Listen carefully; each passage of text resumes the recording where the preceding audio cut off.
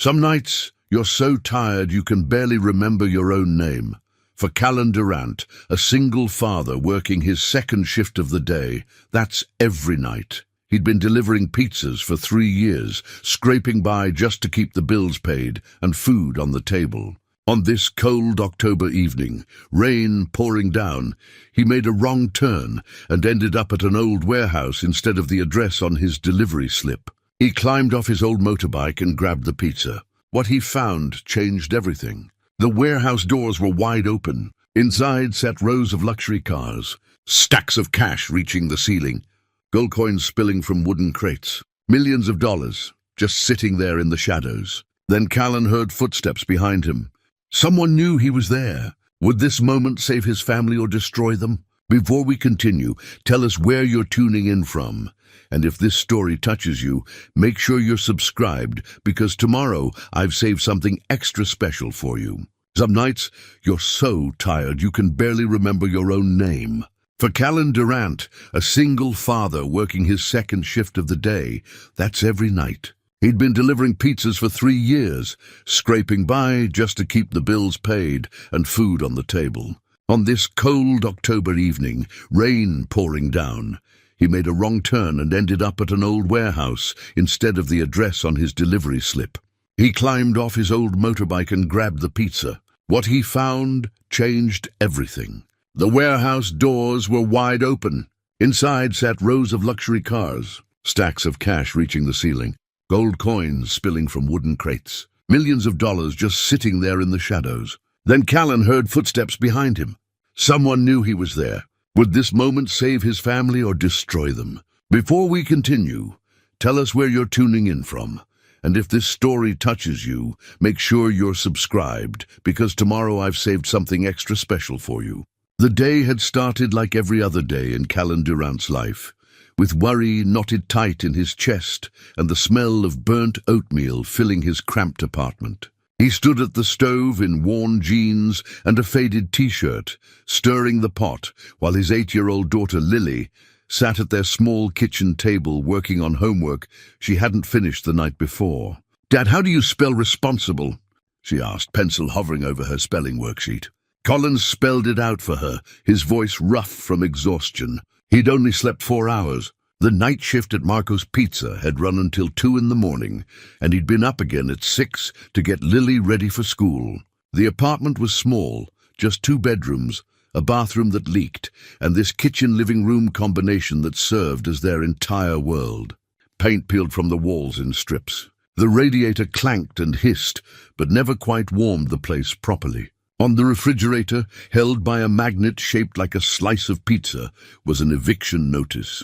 Rent was 3 weeks overdue. Callan had been avoiding the landlord's calls, but he knew time was running out.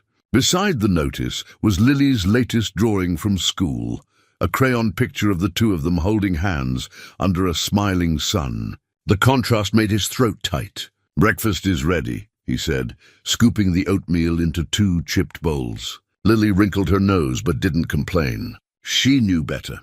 At 8 years old, she'd already learned that life was about making do with what you had. Her school uniform was patched at the knee, carefully mended by Callan's clumsy hands. Her sneakers were too small, pinching her toes, but new ones would have to wait until next month. Maybe the month after that. They ate in comfortable silence, the kind that comes from knowing each other completely. Callan watched his daughter between bites, memorizing her face the way he did every morning.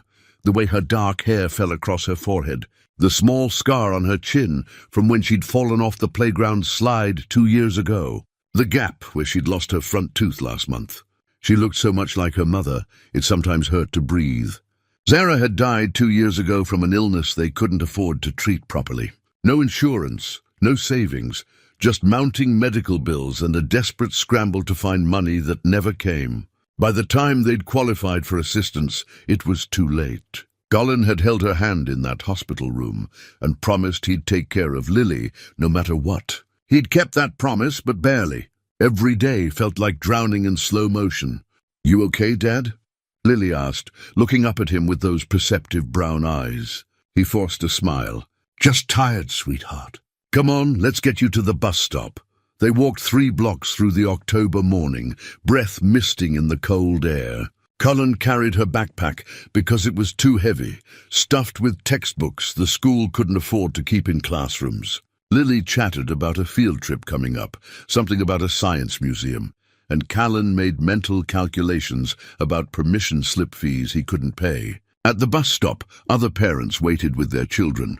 Some nodded politely at Callan. Others looked away, uncomfortable with his worn clothes and exhausted face. He'd become invisible to them over the years, just another struggling parent in a neighborhood full of people barely hanging on. "My birthday's next week," Lily said quietly, looking up at him. "I'll be 9. Callan's heart sank. He'd been dreading this conversation. "I know, honey. I haven't forgotten.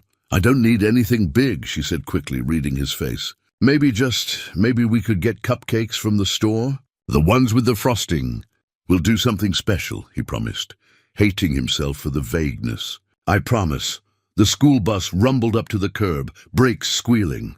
Lily hugged him tight around the waist, and he held her close for a moment longer than necessary. Then she climbed aboard, waving from a window seat as the bus pulled away. Cullen stood there until it disappeared around the corner, feeling the familiar weight of failure settle over his shoulders. He walked back to the apartment, passing the corner store where he used to buy Sarah flowers on Fridays, back when they'd had money for such things. Those days felt like someone else's life now. Inside the apartment, he changed into his Marco's Pizza uniform, red polo shirt with the logo, black pants, a name tag that said Callan in cheerful letters that seemed to mock his situation. His motorbike sat in the alley behind the building, a battered Honda that was older than his daughter. It started on the 3rd kick, coughing black smoke, and he headed across town to Marco's, weaving through morning traffic with the practiced ease of someone who'd made this journey 1,000 times. Marco's Pizza occupied a corner lot in a strip mall, wedged between a laundromat and a check-cashing place. The owner, Vincent Caruso, was already there when Callan arrived, prepping dough in the back kitchen. Vincent was 50-something, thick-armed and gruff, but fair in his own way. He'd given Callan a job when no one else would, and for that, Callan was grateful. "You look like hell," Vincent said by way of greeting. "Good morning to you too," Callan replied, clocking in. "Late night?" "Every night's a late night," Vincent grunted, kneading dough with practiced hands.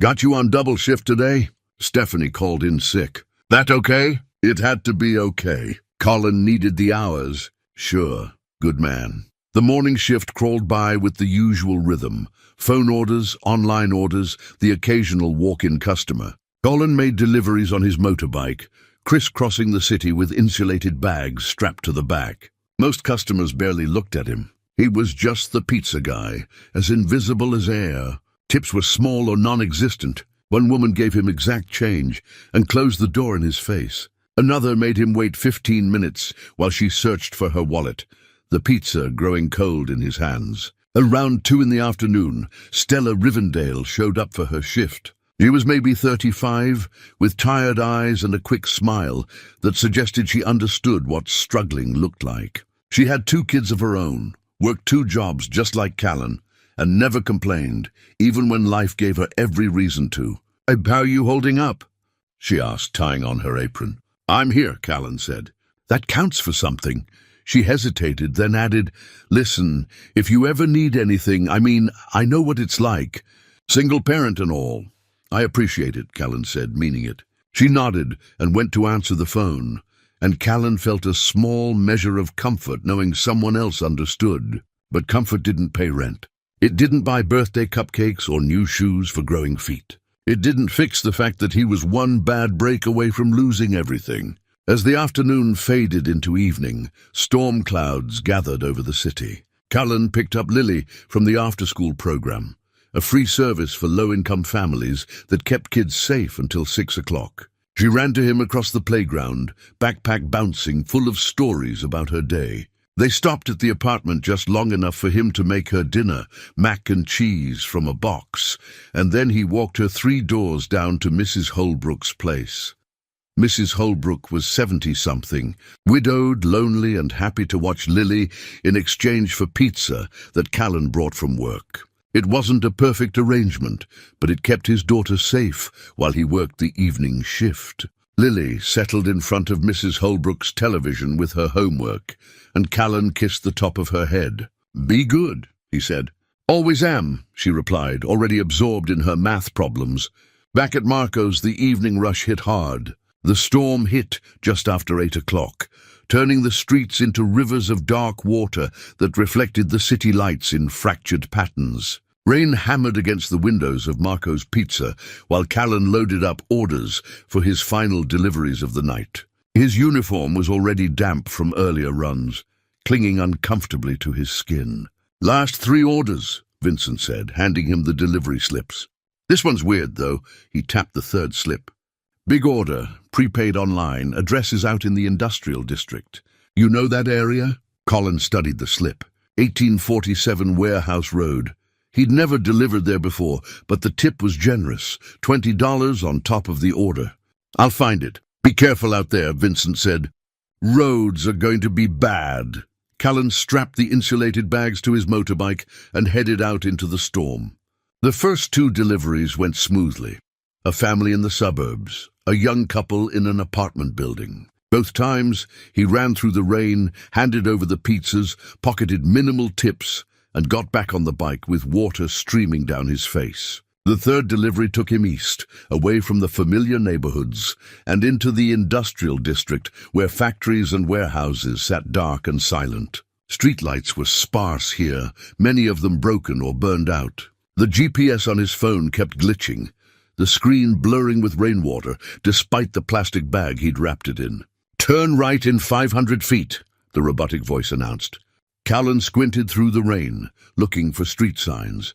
Most were missing or so rusted he couldn't read them. The buildings here all looked the same.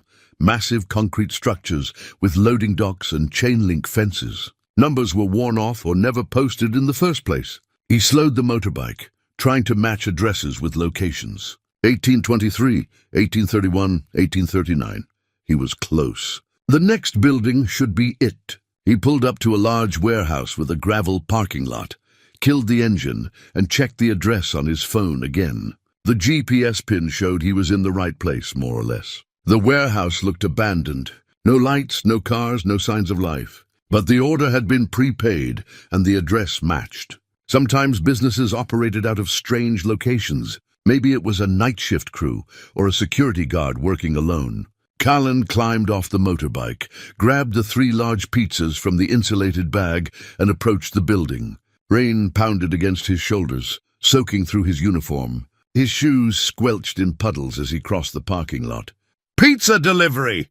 he called out, but his voice was swallowed by the storm. That's when he noticed the doors. The massive rolling metal doors at the front of the warehouse stood wide open, which seemed wrong for a night like this. Rain was blowing inside, pooling on the concrete floor. And there was light, not overhead fluorescence, but something softer coming from deeper inside the building.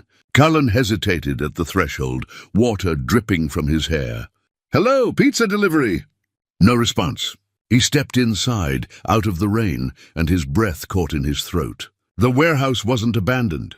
It was full. Under the dim glow of work lights strung from the ceiling, he could see rows of luxury cars.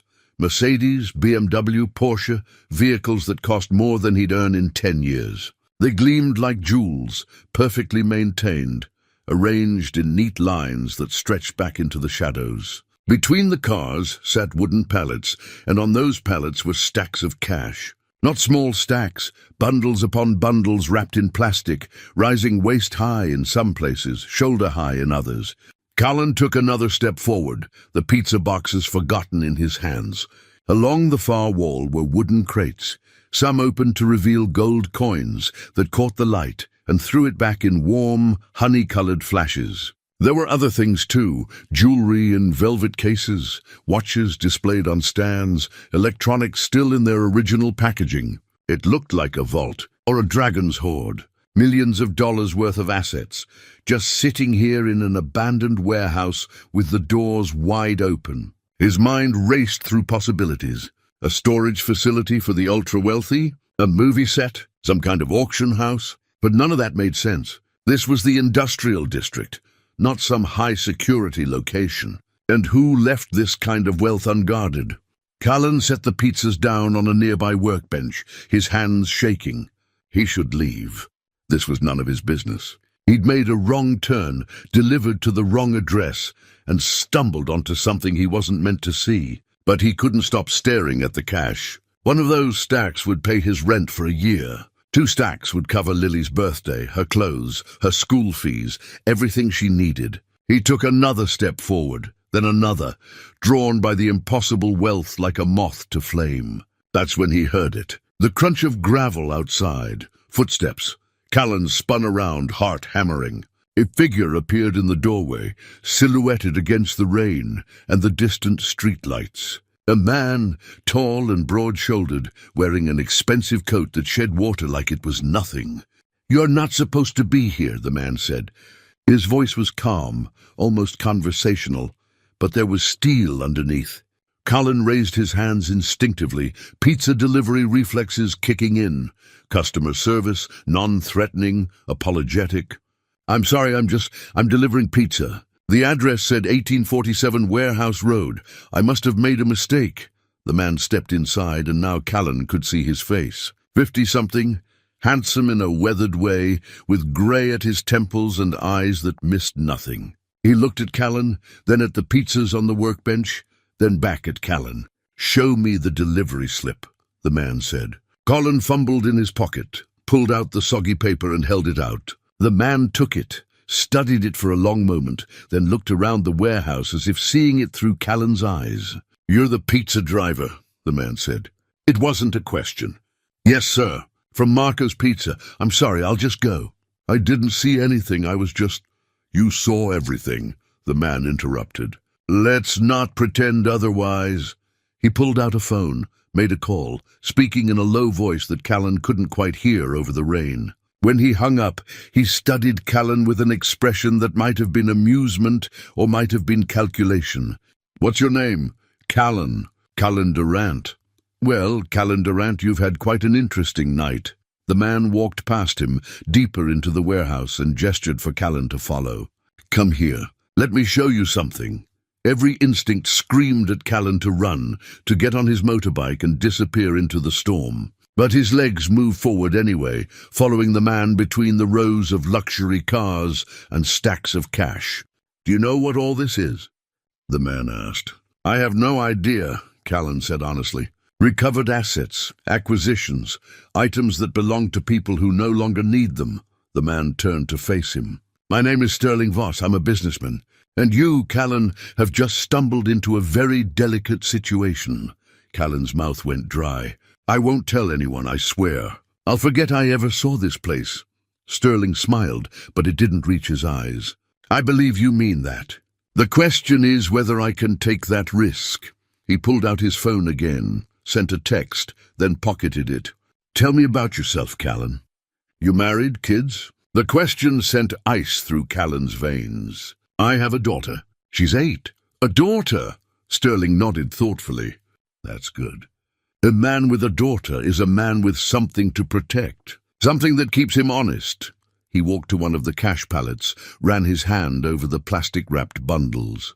"How much do you make delivering pizzas?" "I don't. That's not—" "Humor me. Maybe 25,000 a year. With tips." Sterling's expression flickered with something that might have been pity. "And you're here working a double shift in a storm. Let me guess, behind on rent? Medical bills? Trying to give that little girl a life that doesn't feel like drowning?" Callan said nothing, but his silence was answer enough. "I thought so." Sterling pulled out a business card, handed it to Callan. "Here's what's going to happen. You're going to take those pizzas, get on your bike and go home. Tomorrow, you're going to think about what you saw here. And the day after that, you're going to call the number on that card." "Why would I do that?" "Because I'm going to offer you a job," Sterling said. "One that pays considerably more than delivering pizzas. One that could change your daughter's life." "I don't understand." Sterling's smile widened. "You will. Now go home, Callan Durant. And remember, you have something precious to protect. I'd hate for anything to happen to her because you made a poor decision about who to talk to." The threat was barely veiled. Cullen backed toward the door, grabbed the pizzas with shaking hands, and stumbled out into the rain. Cullen didn't sleep that night. He lay in bed staring at the ceiling, listening to the rain hammer against the window, turning Sterling Voss's words over and over in his mind. The business card sat on his nightstand, plain white with just a phone number printed in black. No name, no company, nothing to indicate what kind of business Sterling was really in. A job that pays considerably more than delivering pizzas, one that could change your daughter's life. But at what cost? He knew what he'd seen in that warehouse wasn't legal. Nobody kept millions in cash and luxury cars in an abandoned building unless they were hiding something. Recovered assets, Sterling had called them. Acquisitions, polite words for stolen goods probably. Or worse, and the threat, veiled but unmistakable. I'd hate for anything to happen to her because you made a poor decision about who to talk to. Callan rolled over, checked his phone. 3:30 in the morning. In a few hours, he'd need to get up, make breakfast, take Lily to school, pretend everything was normal. But nothing felt normal anymore. He felt like he'd opened a door he couldn't close, stepped into a world he didn't understand and couldn't escape. The eviction notice flashed in his mind. 3 weeks overdue. Lily's birthday next week. Her shoes that pinched her feet. The stack of medical bills from Sarah's treatment that he'd never be able to pay. The weight of it all pressed down on his chest until he could barely breathe. He thought about Sterling's question. How much do you make delivering pizzas? 25,000 a year. And that was working himself to exhaustion. Double shifts, no days off, no life beyond survival. What would Sterling pay? 50,000. 100,000. Enough to actually live instead of just exist. But he'd be a criminal. He'd be helping people who threatened children, who operated in shadows and kept warehouses full of stolen wealth. He'd be becoming the kind of person he'd always despised, someone who took shortcuts, who justified wrong choices with desperate circumstances. When morning finally came, Callan moved through his routine like a ghost. Oatmeal, spelling words. The walk to the bus stop. Lily chattered about a book she was reading, something about dragons, and he nodded in the right places, but couldn't quite focus on her words. At the bus stop, she hugged him, and he held on tight, breathing in the strawberry scent of her shampoo. "Love you, Dad," she said. "Love you too, sweetheart." The bus pulled away, and Callan stood there, Sterling's card burning a hole in his pocket. He should throw it away. He should forget the whole thing, go to work, keep struggling, keep drowning slowly, but at least drowning honestly. Instead, he found himself walking, not toward home, not toward Marco's, just walking through the morning streets as the city woke up around him. He passed the corner store, the check-cashing place, the pawn shop with its barred windows. He saw other people heading to work. Construction workers in dusty boots, nurses in scrubs, retail employees in uniform. All of them tired, all of them struggling, all of them playing by rules that seemed designed to keep them in place. His phone rang. "Vincent, where are you?" his boss asked. "Shift started 20 minutes ago. Sorry, I'll be right there." "You okay, Callan? You sound off." "Just didn't sleep well. I'm coming." He hung up and started toward Marco's, but his steps felt heavy, like walking through deep water. When he arrived, Stella was already there, prepping ingredients in the back. She looked up when he walked in, and her expression shifted from greeting to concern. "You look terrible," she said. "Thanks. No, I mean it." "What happened?" Callan started to deflect, to say he was fine, but something in her eyes, that understanding that came from shared struggle, made him pause. "If someone offered you money," he said quietly, "a lot of money to do something you knew was wrong, would you do it?" Stella set down the knife she'd been using to cut vegetables. "How wrong are we talking?" "I don't know exactly, but wrong enough." She was quiet for a moment, thinking. "I've got 2 kids. Their father's gone, hasn't paid support in 3 years. I work here and I clean office buildings at night. Sometimes I'm so tired I can barely stand. And yeah, I've thought about taking shortcuts. Who hasn't?" She looked at him directly. "But here's the thing. Kids aren't stupid. They know when something's off. They know when you're lying to them, even if they don't understand what about. And I'd rather my kids see me struggling honestly than living well on something dirty." Callan nodded slowly. He knew she was right, but knowing and doing were different things. The day crawled by. Deliveries, orders, the same routine he'd done 1,000 times. But now every house he visited, every tip he received, every polite smile from a customer felt like a mockery. $5 here, $3 there, exact change from the woman who always complained the pizza was cold. His phone felt heavy in his pocket. The card at home felt like it was calling to him. That evening, after he'd picked up Lily and dropped her at Mrs. Holbrook's apartment, after he'd returned for his second shift, his phone buzzed with a text from an unknown number. "Have you made your decision?" Callan stared at the screen. He should delete it, block the number, tell Vincent what happened, maybe even call the police. Instead, he typed, "I need to know what the job is." The response came immediately. "Meet me, same location, midnight." His hands shook as he read it. This was the moment. He could still walk away. He could ignore the text, go home, keep living. The life he'd been living, hard but honest, struggling but clean. But then he thought about the eviction notice, about Lily's birthday, about working until he was 70 and still not having enough, about dying the way Sarah had died, unable to afford the treatment that might have saved her. He typed one word, "Okay." The rest of the shift passed in a blur. Vincent noticed his distraction but didn't press. Stella tried to make small talk, and he responded with single syllables. When midnight approached, he told Vincent he wasn't feeling well, that he needed to head home early. Vincent waved him off with concern in his eyes. Callan rode his motorbike through the dark streets, back toward the industrial district. The storm had passed, but the pavement was still wet, reflecting streetlights in broken patterns. His heart hammered in his chest. He could still turn around. He could still choose differently. But he didn't. The warehouse appeared ahead. Doors closed now. A single light burned near the entrance. Callan parked his bike and approached on foot, every instinct screaming at him to run. A door opened before he could knock. Sterling stood there, impeccably dressed despite the late hour. "Callan, I'm glad you came. It shows wisdom." "I'm not wise," Callan said. "I'm desperate." Desperation and wisdom often look the same. Sterling gestured inside. "Come, let's talk about your future."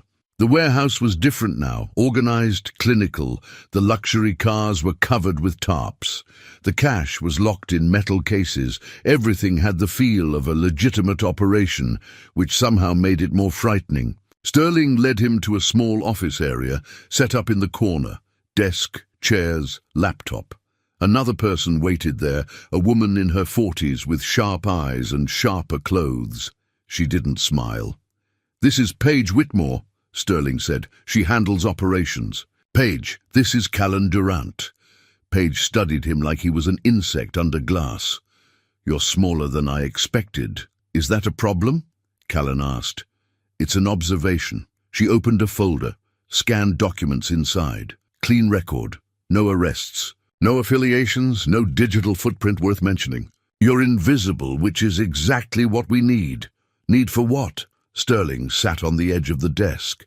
"You're a delivery driver. You have a job that takes you all over the city. You're familiar, non-threatening, forgettable. The kind of person who can go anywhere without raising suspicion." "You want me to deliver things," Callan said.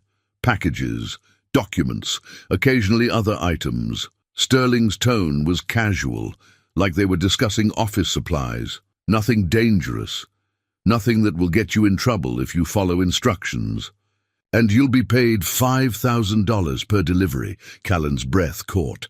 $5,000 per delivery, Sterling repeated. "Usually 1 to 3 deliveries per week. Sometimes more, sometimes less. Cash payment delivered to you within 24 hours of completion. No taxes, no paperwork, no questions." Callan's mind raced with the math. Even 1 delivery a week was $20,000 a month, more money than he'd ever imagined having. but his gut twisted with the knowledge that this was wrong, that he was crossing a line he couldn't uncross. "What's in the packages?" he asked. "Better if you don't know," Paige said. "Plausible deniability." "And if I say no?" Sterling's expression didn't change, but something cold flickered in his eyes. "Then you say no. You go home. You forget you ever met me, and you hope that your memory is as reliable as I need it to be." The threat was clear. Callan thought of Lily sleeping at Mrs. Holbrook's apartment, thought of her walking to the bus stop tomorrow morning, unaware that her father was about to become a criminal to give her a better life. He thought of Sarah in that hospital bed, holding his hand, making him promise to take care of their daughter no matter what. "First delivery is tomorrow night," Sterling said, pulling out a burner phone from his desk drawer. "You'll receive instructions via text. Follow them exactly. Don't deviate. Don't ask questions. Don't tell anyone, not your boss, not your co-workers, not your neighbor, no one." He held out the phone. Callan took the phone. The plastic felt cold in his hand, heavier than it should have been. It was just a cheap disposable cell phone, the kind you could buy at any convenience store. But holding it felt like holding evidence of his own corruption. "There's one more thing," Sterling said, his voice dropping to something quieter, almost sympathetic. "Your daughter." "Lily, is it?" The sound of her name from Sterling's mouth made Callan's stomach turn. "Don't—" "I'm not threatening her," Sterling interrupted. "I'm ensuring her safety. As long as you follow instructions, as long as you keep our arrangement private, she'll never know this conversation happened. She'll just have a father who can finally afford to give her the life she deserves." He paused. "But if you talk to the police, if you try to be heroic, if you compromise this operation in any way, well, let's just say that would be unfortunate for everyone involved." Callan's hands clenched into fists. "I understand.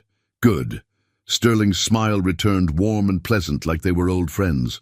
"Go home, get some sleep. Tomorrow night, 6 o'clock, you'll receive your first instructions." "Welcome to the team, Callan."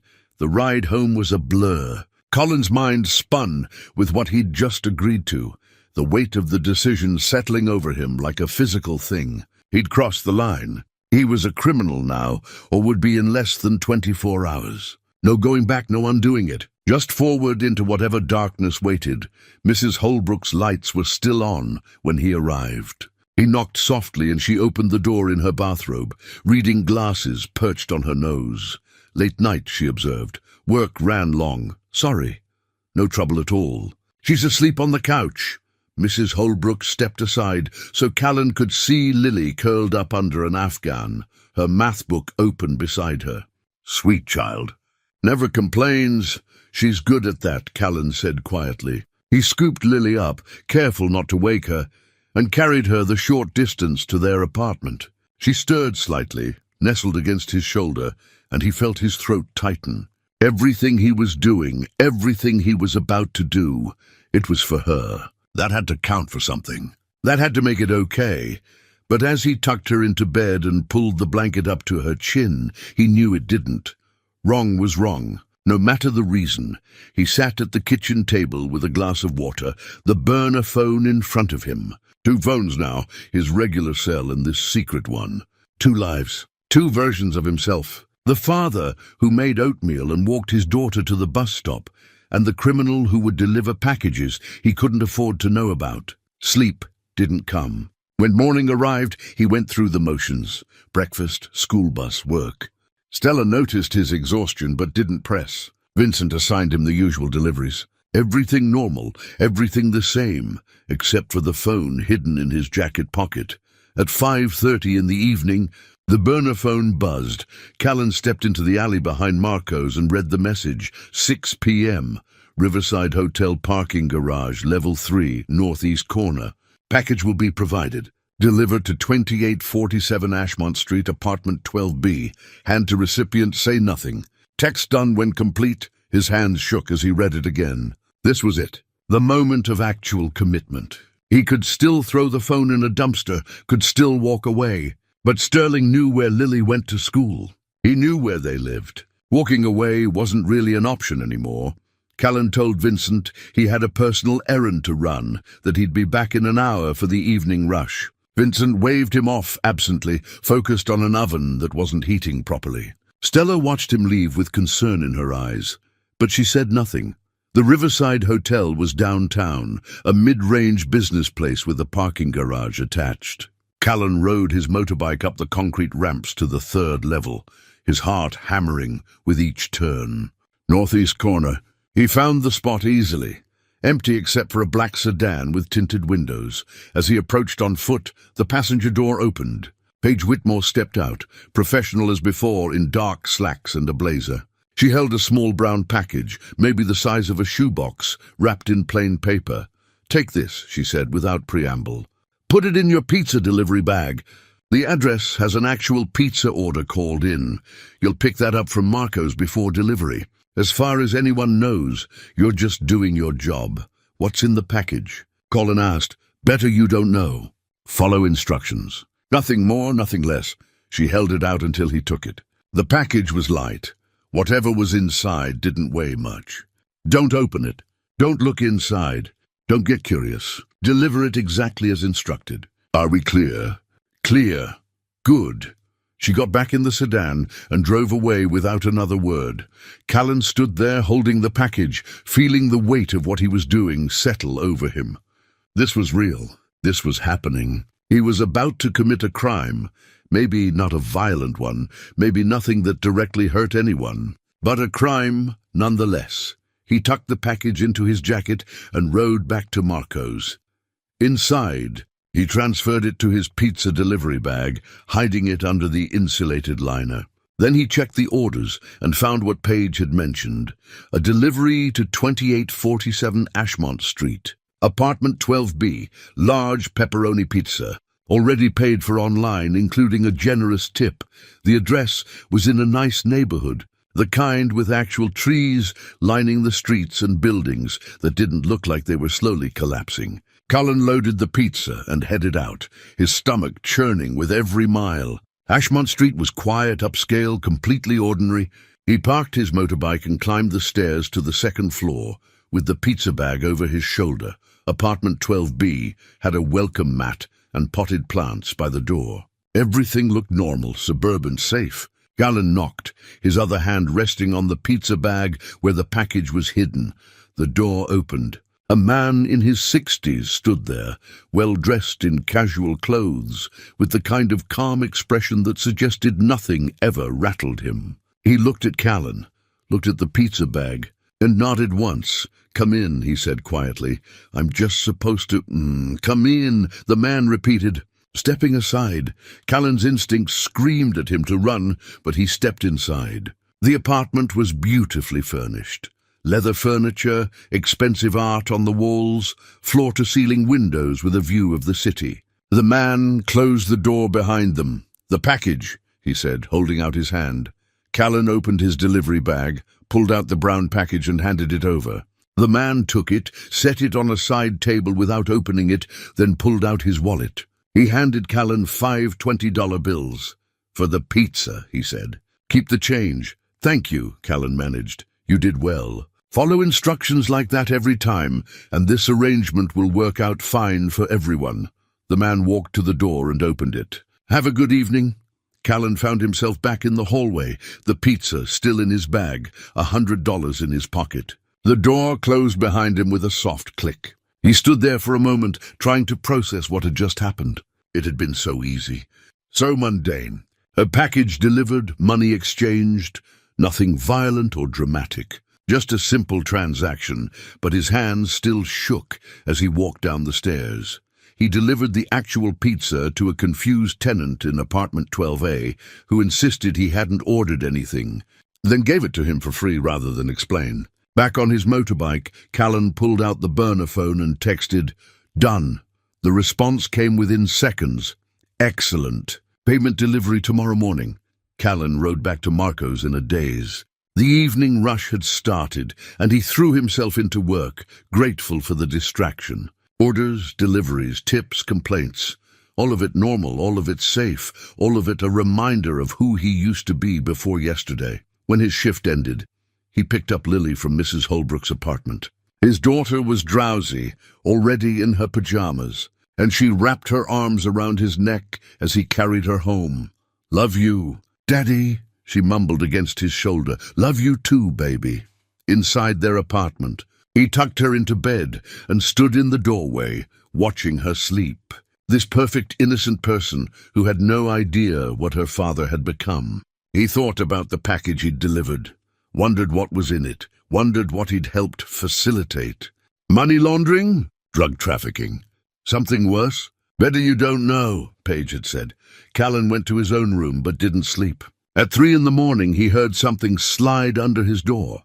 He got up, heart pounding, and found a plain manila envelope on the floor. Inside was cash, 50 $100 bills, counted and bundled with a paper band. $5,000, more money than he'd ever held in his life. He sat on his bed, counting it, the bills crisp and new, and felt tears running down his face. This was blood money, dirty money, wrong money. But it was also rent money, food money, birthday money, future money. It was the difference between drowning and breathing. Callan hid the cash in a loose floorboard under his bed, the same place he used to hide birthday presents where Lily wouldn't find them. Then he lay back down and stared at the ceiling until morning came, knowing he'd just sold a piece of his soul and hating himself for how easy it had been. When Lily woke up and came padding into the kitchen for breakfast, he hugged her tight and promised himself this would be temporary, just enough to get stable, to get ahead, to give her what she needed. Then he'd find a way out. He'd make it right somehow. But even as he made the promise, he knew it was a lie. Sterling had him now. The money had him. The fear had him. There was no getting out, only deeper in.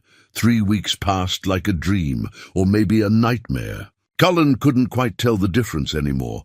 He made 5 more deliveries. 5 more packages, handed to quiet men in expensive apartments or office buildings after hours. 5 more manila envelopes slipped under his door in the dead of night. $30,000 total, hidden in that floorboard under his bed. More money than he'd earned in the past 2 years combined. And his life changed in ways both big and small. The eviction notice came down from the refrigerator, replaced by a paid receipt. The landlord had been shocked when Callan showed up with 3 months' rent in cash, but he'd taken it without questions. The medical bills from Sarah's treatment got paid. Not all of them. That would have raised suspicion, but enough to stop the collection calls. The electricity bill, the water bill, the phone bill, all current for the first time in memory. Callan bought Lily new shoes. Good ones from an actual shoe store instead of the thrift shop.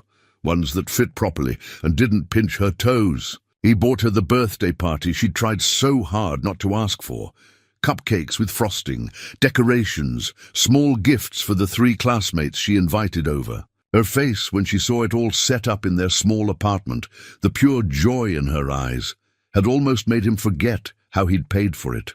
Almost. He bought himself things too.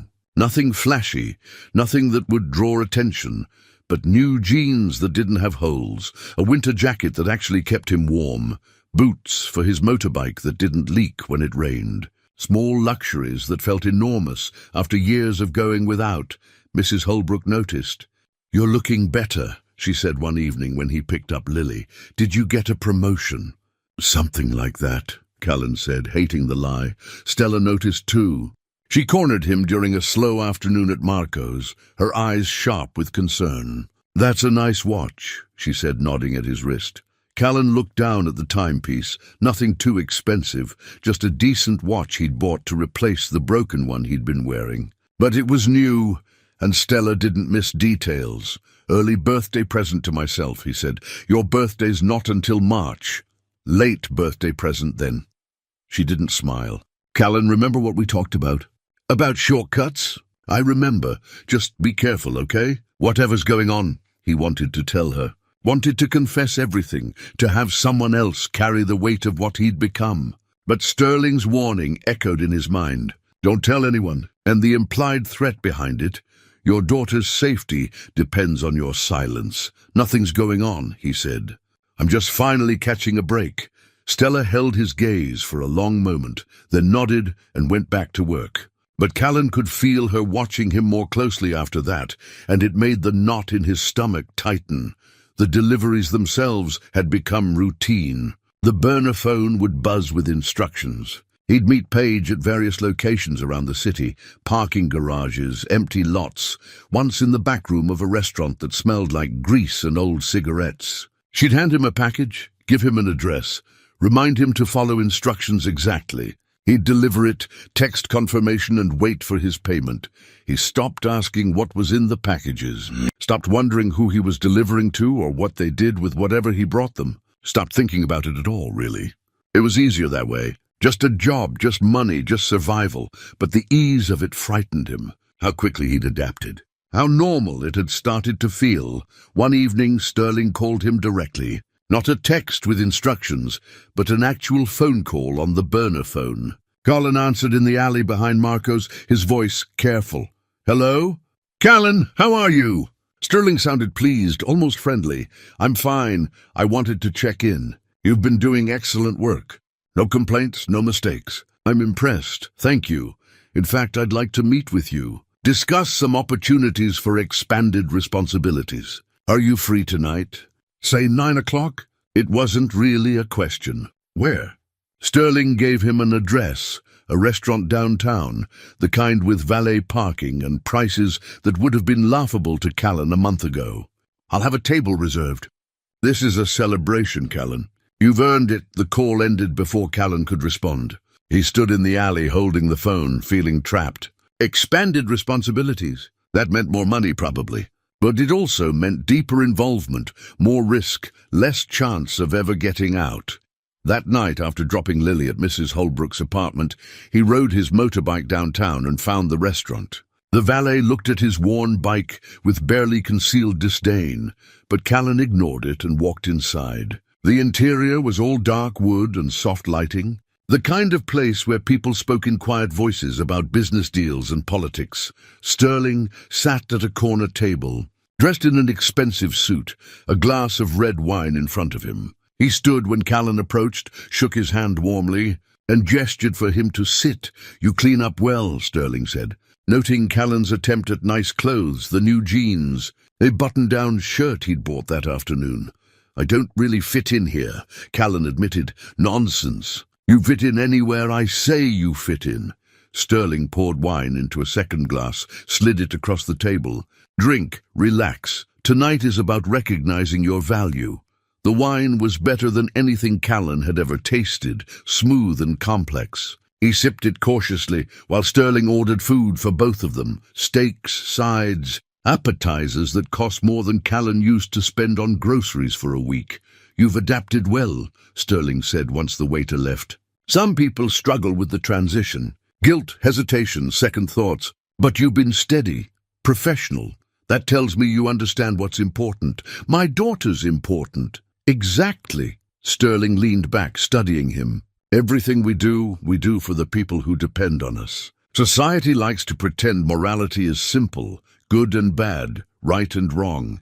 But real life is more complicated. Sometimes we have to make difficult choices to protect the ones we love." Callan said nothing, just turned his wine glass in slow circles on the table. "I want to offer you something," Sterling continued. "A bonus, if you will, for your excellent service." He pulled a small box from his jacket pocket and set it on the table. Inside was a watch. Not the simple one Callan had bought, but something expensive, elegant, with a face that caught the light like jewelry.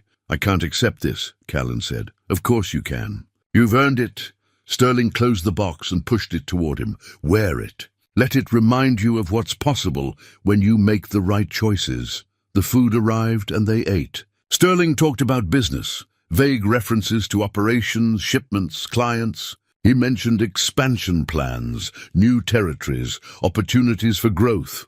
Callan listened and nodded, but only understood half of what was being said. The criminal world had its own language, its own logic, and he was still learning to speak it. Halfway through the meal, Sterling's tone shifted. "There's been some activity lately. Law enforcement sniffing around the industrial district. Anonymous tips, that sort of thing. Nothing to worry about, but it means we need to be more careful." Callan's stomach dropped. "Police?" They won't find anything. We have, let's call them friends, who help redirect attention when necessary. Sterling smiled. But it does mean we'll be implementing enhanced security protocols. New procedures, new contact methods. Paige will brief you. Okay, the key is to stay calm. Don't change your routine. Don't act suspicious. You're just a pizza delivery driver living his life. Nothing more, nothing less. Easy for Sterling to say. He wasn't the one making deliveries, wasn't the one who would get arrested if something went wrong. But Callan nodded and finished his steak, the meat suddenly tasting like dust in his mouth.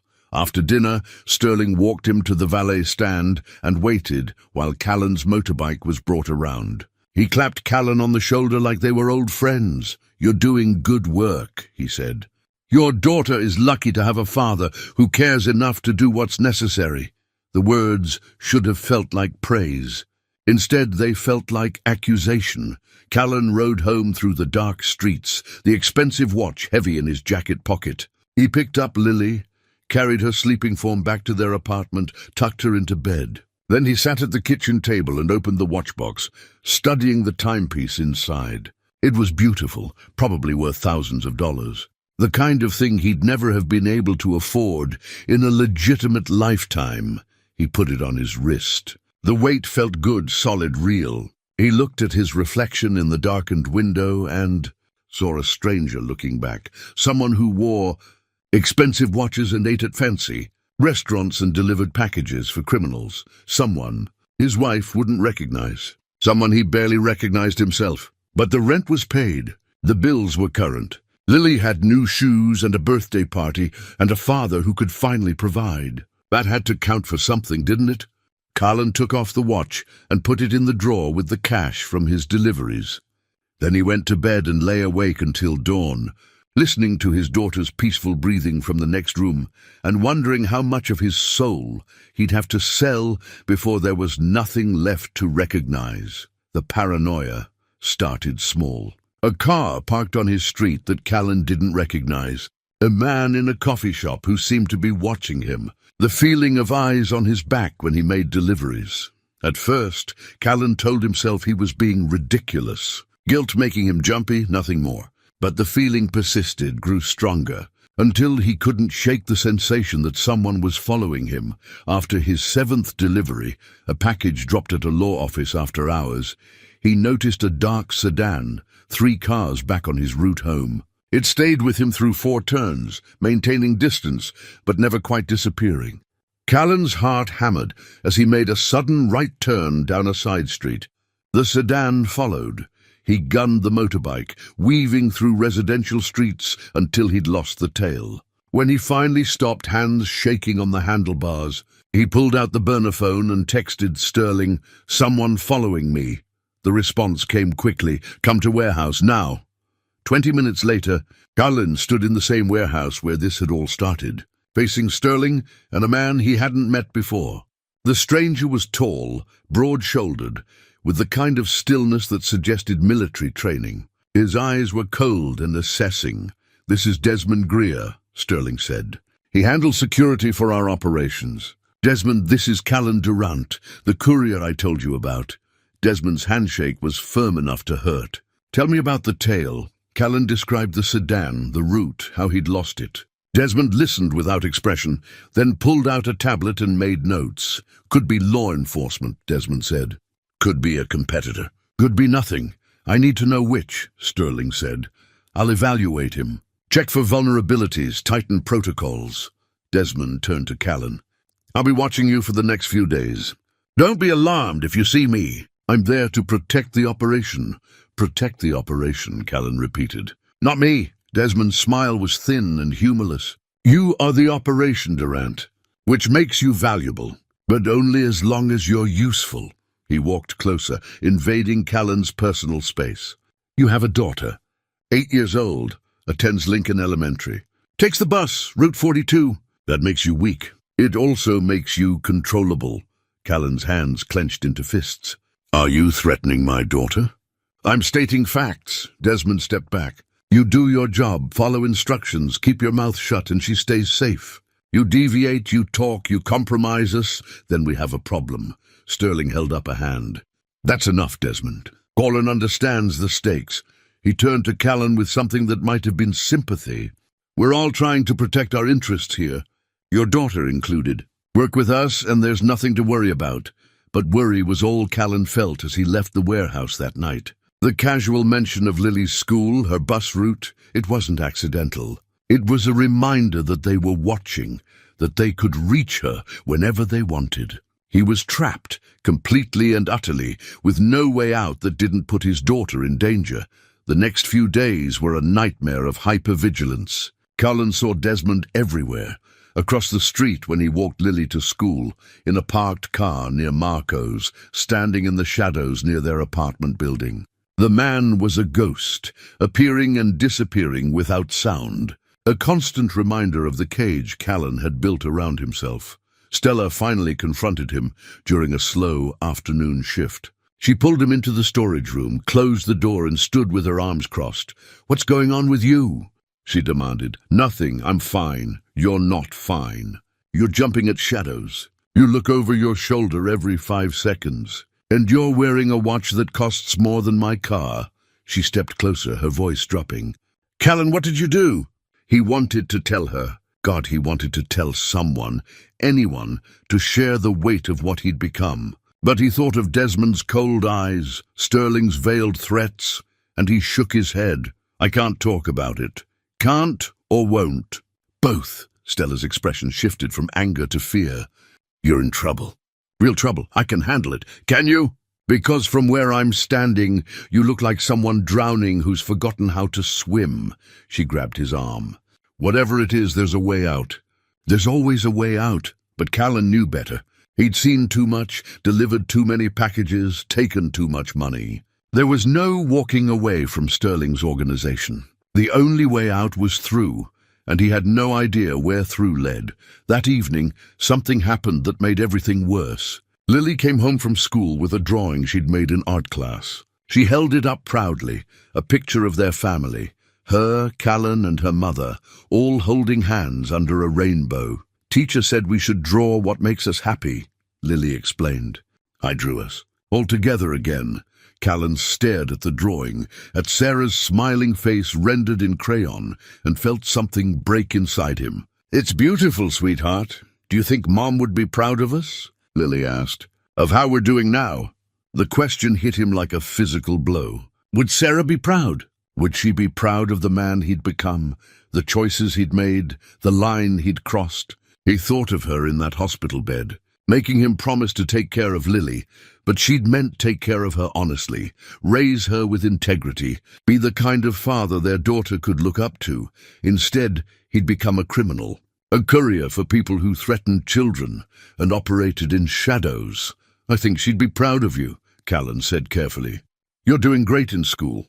You're kind and smart and brave. What about you, Daddy?" "Would she be proud of you?" Colin couldn't answer.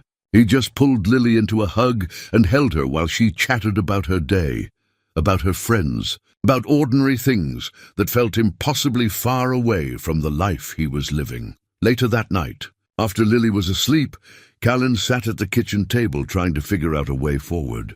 He could go to the police, but what would he tell them? He'd been making deliveries for a criminal organization for weeks. He was complicit, guilty, arrestable, and Sterling had connections in law enforcement. Who could he trust? He could run, take Lily and disappear. But where would they go? How would they live? And Sterling would find them eventually. Men like that always did. He could keep going, keep making deliveries, keep pretending this was sustainable. But eventually something would go wrong. He'd get caught, or Sterling would decide he was a liability, or... The burner phone buzzed. Colin stared at it, dreading whatever message waited. Finally, he picked it up and read, "Delivery tonight. Instructions in 10 minutes. This one is important. Don't screw it up." His hands shook as he typed back, "Understood." 10 minutes later, the instructions came through. The address was on the east side, near the docks. The delivery time was midnight, and there was a note at the end. "Police activity in area. Be careful. Abort if compromised." Callan read it 3 times, his stomach churning. Police activity. This was the enhanced security Sterling had mentioned, the increased danger. He should refuse. Should text back that he couldn't do it, that the risk was too high. Instead, he checked on Lily, sleeping peacefully, her drawing of their family pinned to the wall above her bed, and got ready to leave. At 11:30, he knocked on Mrs. Holbrook's door. She answered in her nightgown, concerned. "Emergency shift," Callan lied. "I'm sorry to ask, but could you—" "Of course, dear. Send her over." He carried Lily, still sleeping, to Mrs. Holbrook's apartment, then headed out into the night. The east side was industrial, all warehouses and shipping containers and chain-link fences. The address was a building near the water, isolated and dark. Paige met him in an alley 2 blocks away, her face tight with tension. "This is critical," she said, handing him the package. It was larger than usual, heavier. "Get it to the address. The contact will be waiting. If you see police, abort. Leave the package somewhere safe and text the location. Do not get caught with this. What's in it?" Colin asked. "Financial records. Very sensitive financial records. People go to prison if these end up in the wrong hands. Whose hands are the right hands?" Paige's expression was grim. "Not the police." "Now go." Callan took the package and headed toward the address, his nerves screaming. The streets were empty, eerily quiet. He kept checking over his shoulder, expecting to see police cars, Desmond's sedan, something. But there was nothing, just darkness and the distant sound of water lapping against docks. The building was a converted warehouse, half residential lofts, half commercial space. Colin found the unit number and knocked. No answer. He knocked again, harder. The door cracked open. A man looked out, older, nervous, sweating despite the cold. "You're late. Traffic," Callan lied. The man grabbed the package, started to close the door, then paused. "You know what this is?" "No." "Good. Keep it that way." He shut the door. Callan turned to leave and froze. At the end of the hallway stood a man in a dark jacket watching him. Not Desmond, someone else. The man raised a phone, took a picture, then disappeared down the stairs. Callan's heart hammered as he texted Sterling. "Delivery complete. Someone photographed me." The response came immediately. "Get out of there, now. Meet at warehouse in 1 hour." Callan didn't go straight to the warehouse. First, he circled back to Mrs. Holbrook's apartment, his mind racing with worst-case scenarios. Someone had photographed him. Someone knew his face, could connect him to whatever criminal operation Sterling was running. That meant danger, not just for him, but for Lily. Mrs. Holbrook answered the door with a finger to her lips. "She's sleeping on the couch. Didn't want to move her to the bedroom." "I need to take her home," Callan said, trying to keep his voice steady. "At this hour? Is everything all right?" "Everything's fine. I need her home." He carried Lily back to their apartment, tucked her into her own bed, and stood in the doorway watching her breathe. Whatever happened next, whatever consequences came from tonight, he needed her safe. He locked every window, checked every door, then forced himself to leave for the warehouse. Sterling was waiting inside with Desmond and Paige. All 3 looked tense. And the warehouse felt different, darker, more threatening. The luxury cars were gone, the cash pallets missing. Just empty space and shadows. "Tell me exactly what happened," Sterling said without preamble. Callan described the delivery, the nervous contact, the man who'd photographed him. Sterling and Desmond exchanged glances. "Description," Desmond demanded. 40s, maybe. Dark jacket, jeans. Average height, clean-shaven. He was fast, took the picture and disappeared before I could react. Desmond pulled out his tablet, scrolled through files, then turned it to show Callan a photo. "This him?" Callan's stomach dropped. The man in the photo was the same one from the hallway. "Yes, who is he?" "Detective Louis Shepherd, Major Crimes Division." Desmond's voice was flat, emotionless. "He's been investigating our operations for 6 months." The words hit Callan like a punch. "A detective. He'd been photographed by a police detective during a delivery. I'm going to be arrested. Not if we handle this correctly," Sterling said. He paced the warehouse floor, thinking. Shepherd's working outside official channels. If he had enough evidence for arrests, he'd have made them already. He's building a case, collecting information, which means Durant is now a liability, Desmond said, looking at Callan like he was a problem to be solved. "I didn't do anything wrong," Callan protested. "I just delivered a package." I don't even know what was in it. Plausible deniability, Page said. That protects you legally. But it doesn't protect the operation. Sterling stopped pacing. We need to know what Shepard knows. Who he's talked to, what evidence he's collected, whether Durant's the only courier he's identified. He turned to Desmond. I want surveillance on Shepard. 24 hours. Find out if he's working alone or if he's reported up the chain. And Durant, Desmond asked, stays active. Business as usual. If he suddenly disappears or changes behavior, it confirms guilt. Sterling looked at Callan. You continue making deliveries. You act like nothing happened. Can you do that? Colin wanted to scream that no, he couldn't, that he wanted out, that he'd made a terrible mistake. But Desmond's cold eyes reminded him that wanting out wasn't an option. I can do that. Good. Sterling moved closer. This situation is manageable. Stay calm, follow instructions, and we'll all get through it. But Callan felt anything but calm as he left the warehouse. A detective knew his face. The police were investigating. Everything was unraveling, and he was caught in the middle, with no way to protect himself or his daughter. He rode home through empty streets, exhaustion and fear making his hands shake on the handlebars. Inside the apartment, he checked on Lily again, still sleeping, peaceful, unaware, then collapsed into bed without undressing. Sleep didn't come. His mind spun through scenarios, each worse than the last. Arrest, prison, Lily in foster care. Sterling deciding he was too much of a risk. Desmond making him disappear.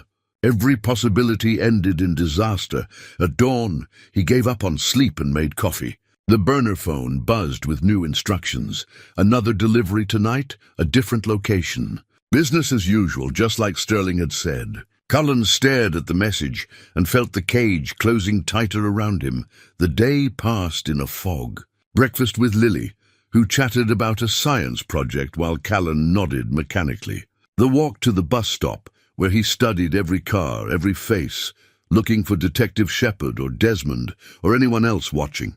Work at Marco's, where Stella avoided him after their conversation yesterday, her concern replaced by distance. That evening, Callan made the delivery as instructed, a package to an office building downtown, handed to a man in an expensive suit who barely looked at him. Simple, smooth, professional, but every shadow felt threatening. Every passing car could be police. When he got home, there was an envelope under his door. Not the usual payment envelope, something different. Smaller, lighter. Callan opened it with trembling hands and found a USB drive inside, along with a handwritten note. You deserve to know the truth. Meet me tomorrow noon, Riverside Park. Come alone. Isris Ah. His mind raced through possibilities. Not Sterling, wrong initials. Not Desmond or Page, someone else.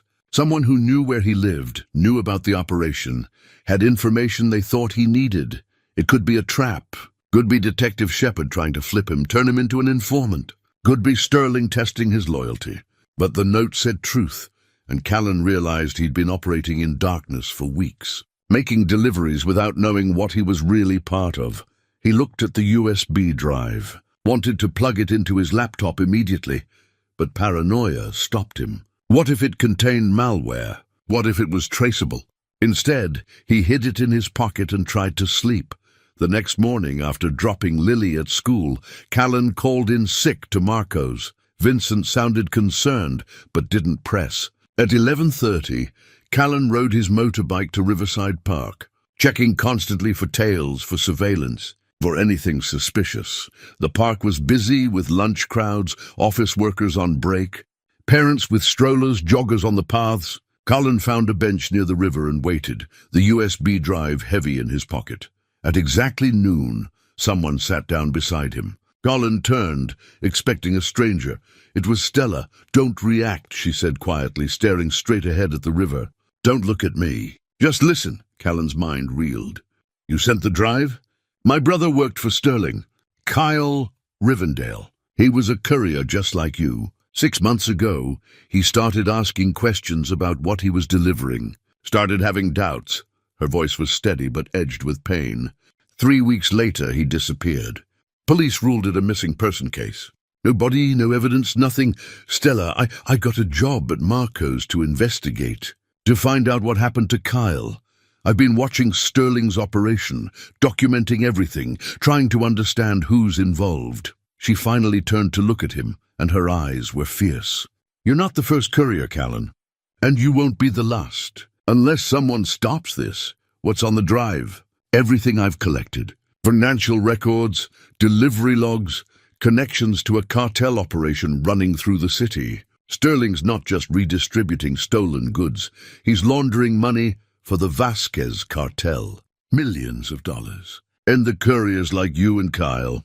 You're moving evidence, bribes, sometimes product. You're complicit in everything they do. Callan felt sick. A cartel. He'd been working for a cartel operation. All those packages, all that money. It was blood money, connected to violence and drugs and death. The USB has proof, Stella continued. Enough to take down Sterling and everyone connected to him. But I need your help. I need you to gather more evidence, document deliveries, record conversations. And then we go to the police together. Sterling has people in the police. He said, not everyone. There's an FBI agent, someone I trust. We can bypass local corruption, go straight to federal authorities. She stood up, preparing to leave. Think about it. But think fast. Detective Shepard is closing in, and when he moves, everyone goes down, including you. Unless you help bring them down first. She walked away, disappearing into the crowd. Callan sat frozen on the bench, his world completely upended. That evening, alone in his apartment while Lily slept, he plugged the USB drive into his laptop with shaking hands. Files opened, spreadsheets, photographs, documentation of Sterling's entire operation. Names, dates, amounts, and a folder labeled Retired Couriers. 9 names, including Kyle Rivendale. 9 people who'd worked for Sterling and then vanished. The last file was a video. Colin clicked it and watched a man speak directly to the camera, gaunt, frightened, recording what looked like a final testimony. My name is Kyle Rivendale. If you're watching this, I'm probably dead. Sterling Voss runs a money laundering operation for the Vasquez cartel. He uses couriers like me to move evidence and bribes. When we become liabilities, we disappear. Don't trust him. Don't believe his promises. Get out while you can. The video ended. Cullen sat in the darkness, understanding finally settling over him like a weight. He'd been naive, desperate, stupid. He'd thought he was delivering packages for some kind of theft ring, maybe insurance fraud. He'd never imagined cartels, never imagined the scale of what he'd become part of. And now he had a choice. Keep working for Sterling and hope he didn't end up like Kyle. Or help Stella bring the whole operation down and hope the FBI could protect him and Lily from the fallout. Callan didn't sleep. He watched Kyle Rivendale's video 3 more times, studied the files on the USB drive until his eyes burned, and understood with absolute clarity that he was a dead man walking. The only question was whether he'd die as Sterling's disposable courier or as someone who'd tried to do the right thing. By morning, he'd made his decision. He got Lily ready for school like always. Oatmeal, backpack, the walk to the bus stop. But this time, he hugged her longer, memorized her face with desperate intensity. If this went wrong, if Sterling found out what he was planning, this might be the last normal morning they'd ever have. "Dad, you're squishing me!" Lily laughed, squirming in his arms. "Sorry, sweetheart. I love you. You know that, right?" She looked up at him with those perceptive brown eyes. "I know. Are you okay? You seem sad again." "I'm going to make things better," he promised. "I'm going to fix everything." After the bus left, Callan went to the 24-hour copy shop 3 blocks from their apartment. He made duplicates of everything on the USB drive, stored copies in different locations, one in a safe deposit box he opened that morning, one mailed to himself at Marco's, one hidden in Mrs. Holbrook's apartment building in a storage locker he rented under a fake name, insurance. If anything happened to him, the evidence would still exist. Then he called Stella from a payphone. "I'm in. Tell me what you need me to do." They met that afternoon in a different park far from Riverside. Stella brought someone with her, a woman in her late 30s, dressed casually but with an intensity that marked her as law enforcement. "This is Agent Denise Calloway," Stella said quietly. "FBI. She's been investigating the Vasquez cartel's operations in this region. She's the one I've been working with." Agent Calloway studied Callan with sharp, assessing eyes. "Stella tells me you want to help bring down Sterling Voss." "I want to protect my daughter," Callan said. "If that means bringing down Sterling, then yes. Understood. Here's what I need from you." Calloway pulled out a folder, handed him documents.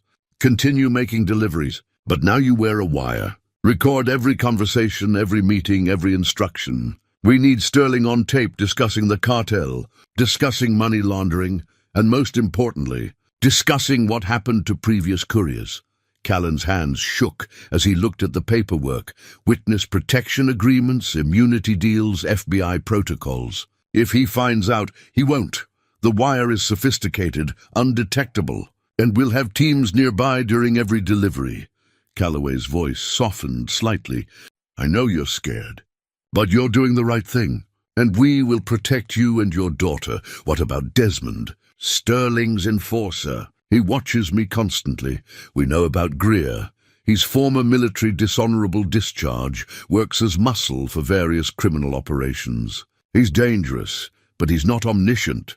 Calloway pulled out more photos, surveillance shots of Sterling, Page, Desmond, others Callan didn't recognize. "This organization is big, but it's not invincible. Help us build the case, and we'll dismantle it completely." Callan signed the papers with a pen that felt like it weighed 1,000 pounds. "Witness protection, immunity from prosecution, a new life somewhere far from here, with a new name, new identity. Everything familiar would disappear, but Lily would be safe." That was all that mattered. They spent the next 2 hours training him. How to activate the wire, how to steer conversations toward incriminating topics, what to do if he felt compromised. Calloway gave him a panic phrase. "I need to know the truth about what happened to the others, that would signal her team to move in immediately. Use it only as a last resort," she warned. "Once we move, the operation is over. We need as much evidence as possible before that happens." Stella stayed with him after Calloway left. They sat on a bench, watching clouds move across the sky. Two people whose lives had been torn apart by Sterling's organization. "Why didn't you tell me?" Colin asked. "When I first started, you could have warned me. Would you have believed me? You were desperate, scared, focused on survival.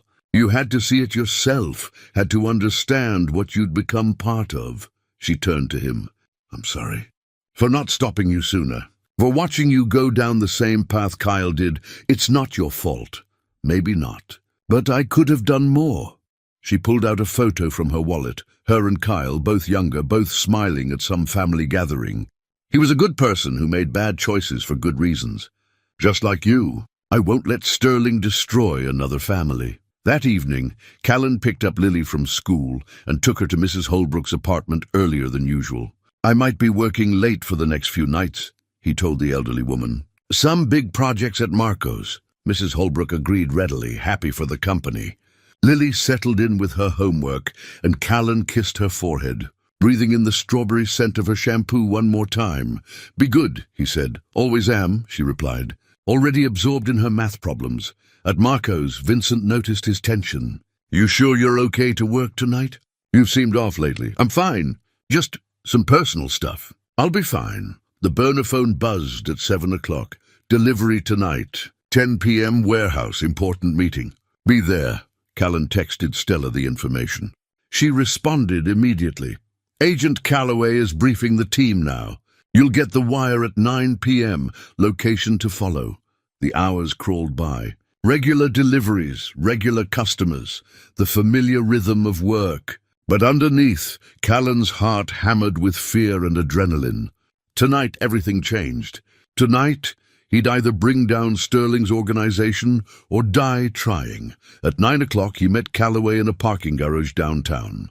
She was with 2 other agents, technical specialists who fitted him with the wire, a device so small it was almost invisible, hidden in the seam of his jacket. "It's voice-activated," the tech explained. "Starts recording when you speak. Battery lasts 8 hours. If anything happens, if you need help, say the panic phrase, and we'll be there in under 2 minutes. Where will you be? Callan asked. Surveillance van, 2 blocks from the warehouse. Out of sight, but close enough to respond. Calloway handed him an earpiece, nearly invisible. Wear this. We can hear you, and if absolutely necessary, we can communicate with you. But don't expect conversation, only emergency instructions. Callan put in the earpiece, tested the wire. His own voice came back through a speaker, clear, perfect. Evidence quality. Remember, Calloway said, get Sterling talking about the cartel, about money laundering, about what happens to couriers who become problems. We need him to incriminate himself completely. Can you do that? Cullen thought of Kyle Rivendale's video, of the 9 names in the retired couriers folder, of Lily sleeping peacefully at Mrs. Holbrook's apartment. I can do that. He rode his motorbike to the warehouse, arriving at exactly 10 o'clock. The building was lit from inside, and he could see shadows moving. Sterling, definitely. And probably Desmond and Page. Maybe others. Callan killed the engine, climbed off the bike, and stood for a moment, gathering courage. This was it. The moment where he either saved himself and Lily or destroyed them both. He thought of Sarah, wished she was here to tell him he was doing the right thing. Then he walked toward the warehouse, toward whatever waited inside, and prayed the FBI was as good as they claimed to be. Sterling stood in the center of the warehouse, Desmond and Page flanking him. But something was wrong. The atmosphere felt different, colder, more dangerous. And Sterling's smile didn't reach his eyes. Callan, he said warmly, come in. We need to talk. Callan stepped inside and heard the door close behind him. He glanced back. Another man stood there, someone he didn't recognize, blocking the exit, his heart hammered. They knew. Somehow they knew. You've been doing excellent work, Sterling continued, walking slowly around Callan like a predator circling prey. Very professional, very reliable, which is why what I'm about to ask makes me so disappointed. I don't understand, Callan said, trying to keep his voice steady. Sterling stopped in front of him. You met with someone today in a park. A woman and another person, someone who doesn't belong in your world. His smile vanished. Tell me, Callan, who were they? Desmond's hand moved to his jacket, where Callan knew he kept a gun. The wire felt like it was burning against his skin, recording every word, transmitting everything to Calloway's team. But would they reach him in time? I don't know what you're talking about, Callan said. Don't lie to me. Sterling's voice dropped to something deadly. I've been very patient with you. I've given you opportunities, money, a better life. And this is how you repay me? By talking to federal agents? The panic phrase rose to Callan's lips. I need to know the truth about what happened to the others. But before he could speak, Desmond moved behind him and grabbed his jacket. Searching roughly. He's wearing something, Desmond said, finding the wire. He ripped it free, held it up to the light. Recording device. FBI issue. Sterling's expression turned to ice. And you stupid, stupid man. You've just signed your own death warrant. Callan's mind raced. The wire was destroyed, but it had been transmitting. Calloway's team had heard everything. They were coming. He just had to stay alive long enough for them to arrive. I can explain, Callan said, raising his hand slowly. Explain what? Sterling's voice was cold fury. How you betrayed us? How you've been working with the FBI? How you've compromised years of carefully built operations?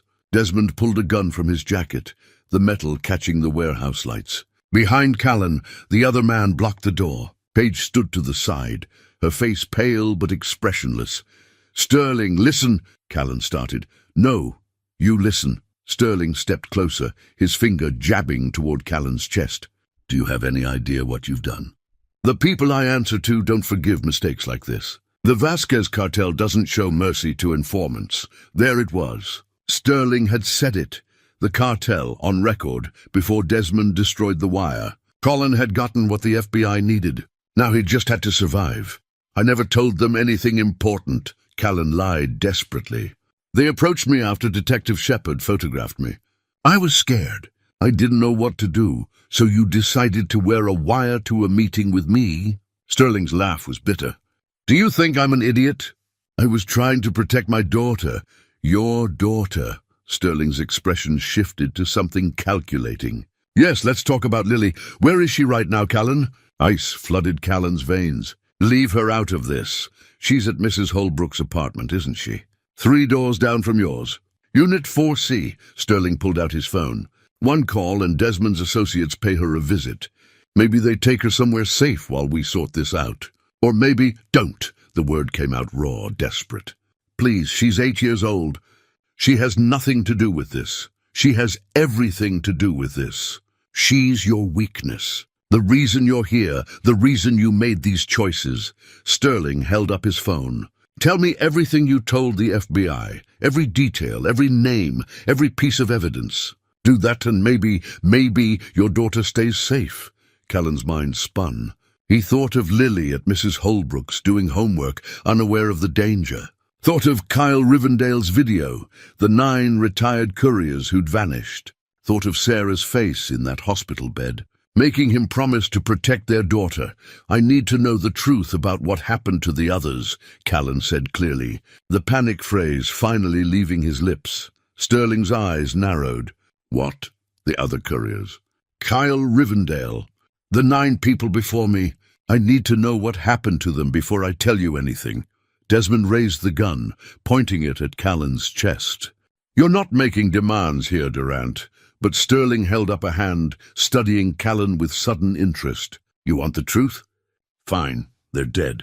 All of them. We used them until they became liabilities, until they knew too much or asked too many questions. Then we retired them permanently. His voice was matter-of-fact, like discussing business logistics. Kyle Rivendale lasted longer than most, 9 months. But eventually he got curious, started investigating, became a problem. Desmond handled it. The confession hung in the air. It was what Calloway needed.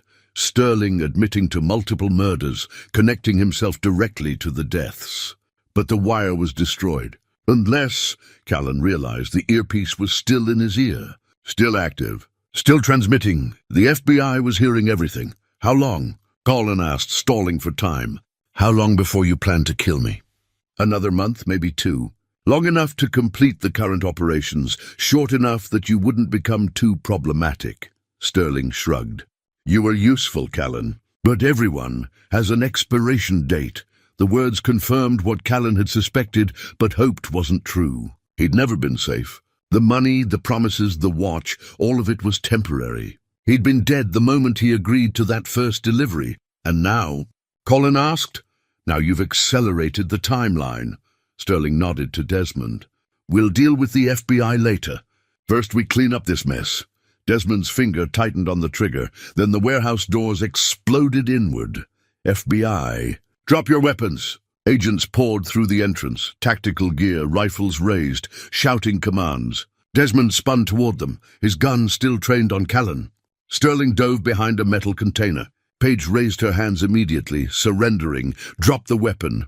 An agent shouted at Desmond. Everything happened at once. Desmond fired, not at the agents, but at Callan. The bullet whined past his ear as he threw himself to the ground. Return fire erupted from the FBI agents, deafening in the enclosed space. Cullen covered his head, feeling bullets snap through the air above him. More shots, shouting, the sound of bodies hitting concrete.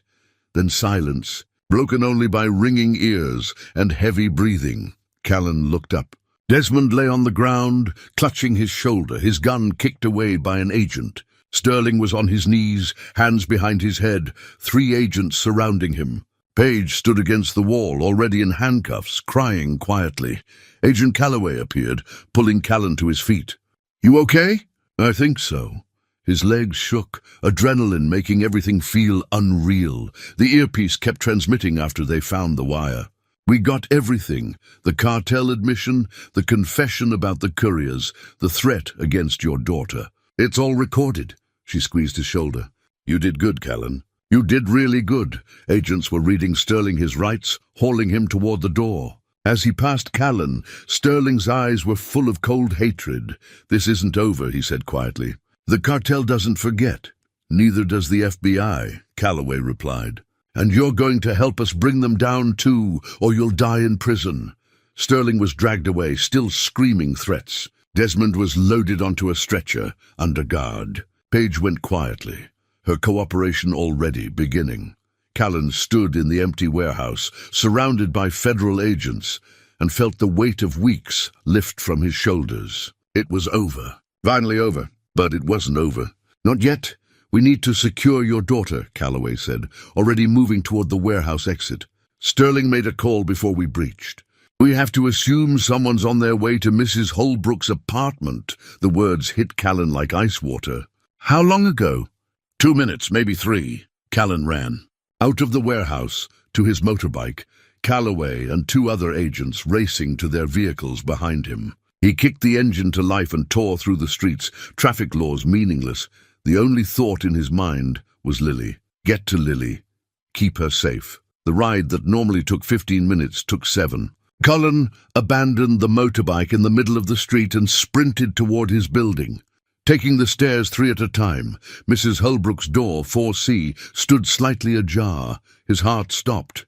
He pushed through, and the scene inside made his blood run cold. A man stood in the living room, large, tattooed, nothing like the elderly woman's usual visitors. He had his phone out, was speaking in rapid Spanish. On the couch, Lily sat frozen with fear, Mrs. Holbrook beside her with her arm around the child, protectively. The man turned when Callan entered. His hand moved toward his jacket. "Don't," Callan said, his voice deadly calm despite the terror coursing through him. "Don't you dare, you Durant." The man asked in accented English, "I am." "Let them go." "Can't do that. I got orders." "The girl comes with me." "Over my dead body." The man smiled without humor. "That can be arranged." His hand was almost to his jacket when Calloway and the other agents burst through the door behind Callan, weapons drawn. Federal agents. "Hands where we can see them." The man froze, calculating. For a moment, Callan thought he'd go for his weapon anyway, thought bullets would fly with his daughter just feet away. But the man slowly raised his hands, and the agents swarmed him, forcing him to the ground. Cuffing him, Callan ran to Lily. She launched herself into his arms, sobbing, and he held her so tight he was afraid he'd hurt her. But he couldn't let go, couldn't stop shaking, couldn't process how close he'd come to losing her. "It's okay, baby. It's okay. I've got you." "You're safe." Mrs. Holbrook sat on the couch, pale and trembling. He just came in. Said he was looking for someone. Then he saw Lily and..." She couldn't finish. An agent helped Mrs. Holbrook to her feet, led her to the kitchen to take her statement. Another agent escorted the tattooed man out in handcuffs. Calloway crouched in front of Callan and Lily, her voice gentle. "We need to get you both somewhere safe. Tonight, right now." Callan looked around the apartment. Mrs. Holbrook's modest furniture, the TV still playing some game show, Lily's homework spread across the coffee table. Normal life, interrupted by violence. Because of his choices. "Where?" he asked. "Safe house. Federal protection until we can process all the arrests and secure the witnesses. Could be a few days, could be a few weeks." Calloway stood. "Pack what you need." 5 minutes. Callan carried Lily back to their apartment, her face buried in his shoulder. Inside, everything looked the same. The kitchen where they ate oatmeal, the couch where she did homework, her drawings on the refrigerator. Their life, about to be packed into a bag and left behind.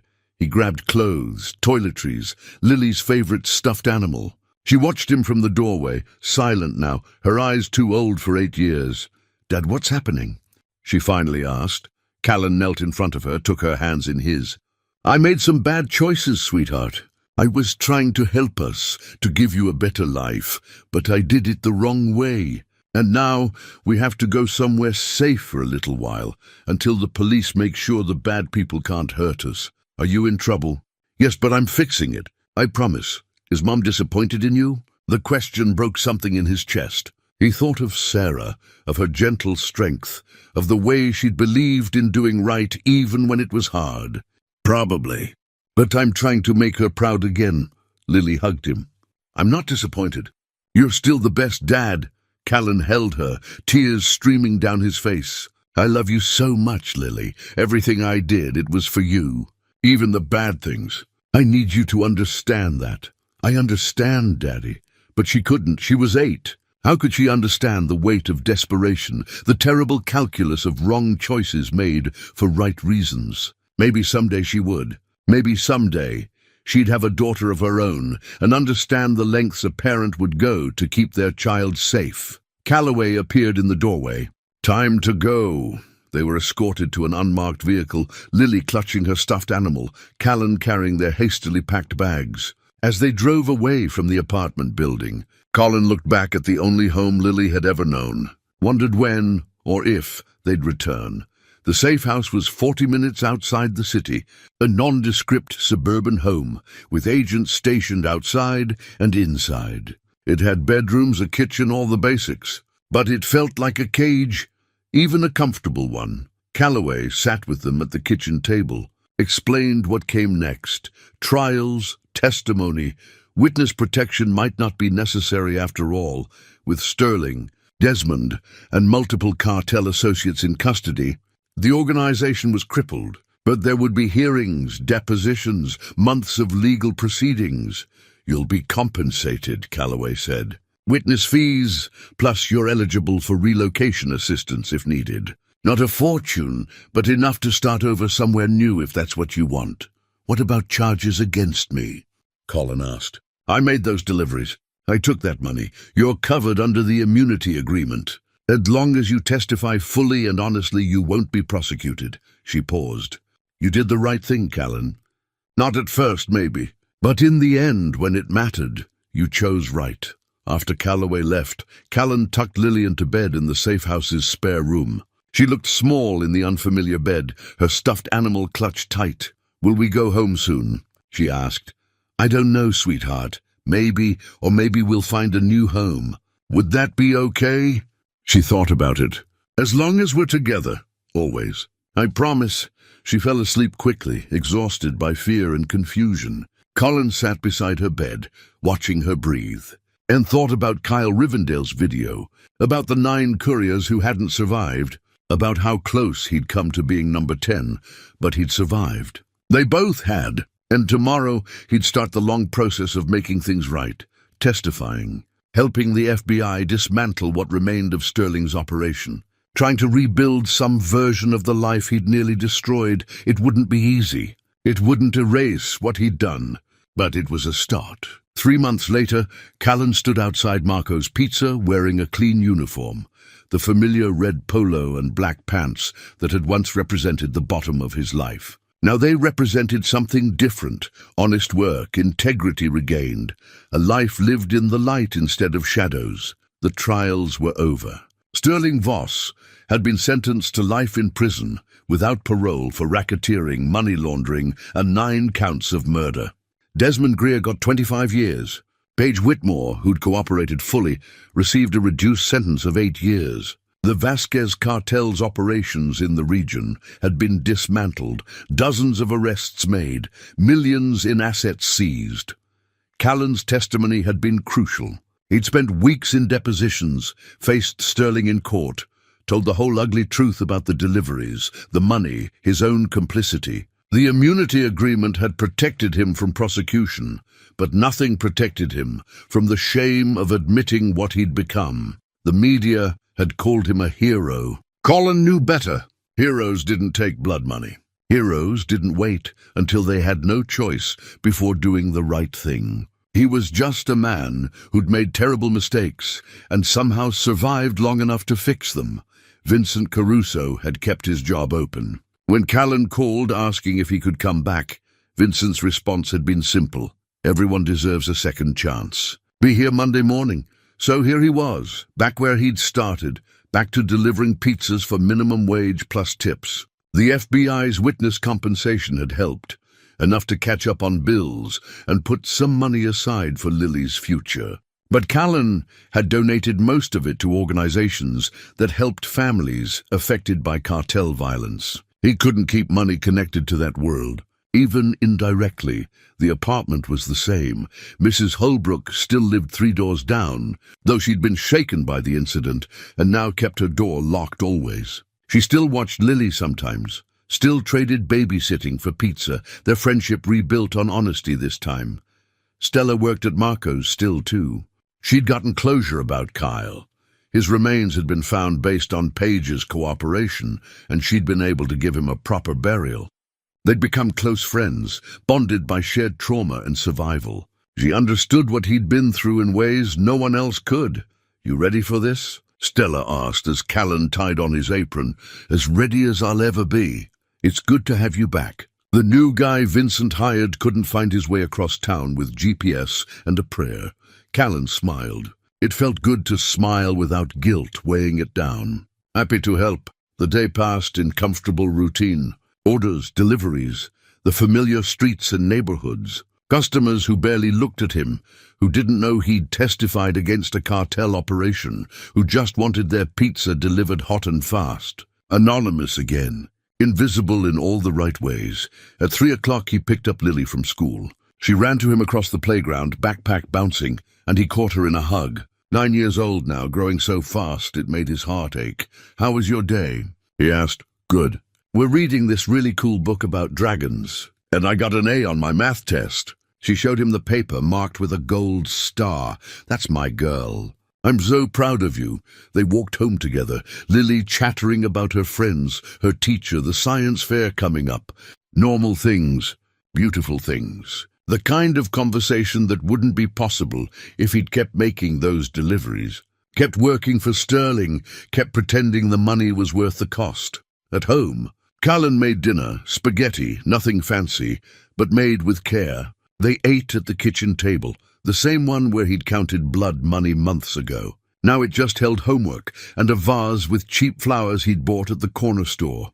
After dinner, Lily did her homework while Callan reviewed the bills. Tight, always tight, but manageable. No eviction notices, no collection calls.